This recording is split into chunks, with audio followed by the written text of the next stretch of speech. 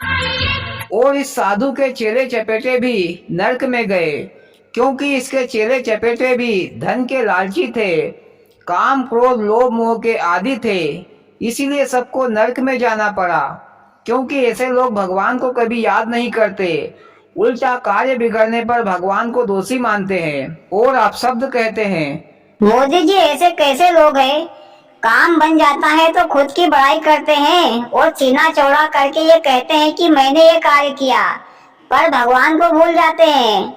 पर जब कार्य बिगड़ जाता है तो उस समय भगवान जी की याद आ जाती है, भगवान जी को दोषी और अपशब्द कहने लगते हैं। अरे वाह रे इंसान।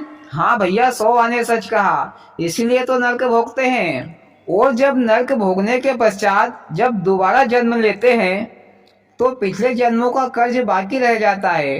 जो भी कर्ज पिछले जन्म में किए थे वो तो नरक भोगने के बाद भी रह जाता है।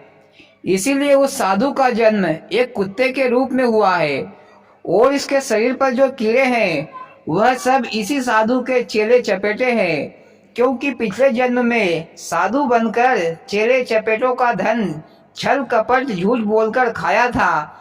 इसीलिए वे सभी चेले चपेटे अपने कर्ज के तौर पर इस कुत्ते का मांस खा रहे हैं। किसी भी जीव को हर जन्म में कर्ज चुकाना ही पड़ता है। गुरु जी के मुख से ये बातें सुनकर भगवान श्री रामचंद्र जी ने कहा, गुरु जी, तो क्या किसी भी साधु संत को अपना चेला नहीं बनाना चाहिए?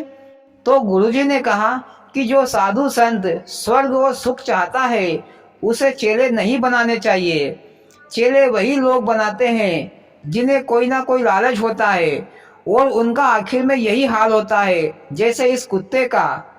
फिर गुरु वशिष्ठ जी की ये बातें सुनकर वहां पर आए हुए कई साधुओं ने अपने चेले चपेटे नहीं बनाने की प्रतिज्ञा की और सभी स्नान करके अपने अपने लोग चले गए और कहानी खत्म। वाह मोदी जी, बड़ी धार्मिक कहानी सुनाई। किसी का उधार न चुकाने का इतना बड़ा दंड मिलता है, ये तो किसी ने भी सपने में भी नहीं सोचा होगा। आपकी कहानी से जीवन में ज्ञान मिलता है। और भाइयों, आपको कैसी लगी मोदी जी की कहानी? अच्छी लगी हो तो प्लीज वीडियो को लाइक और चैनल को सब्सक्राइब करें। भोलेनाथ सबके साथ।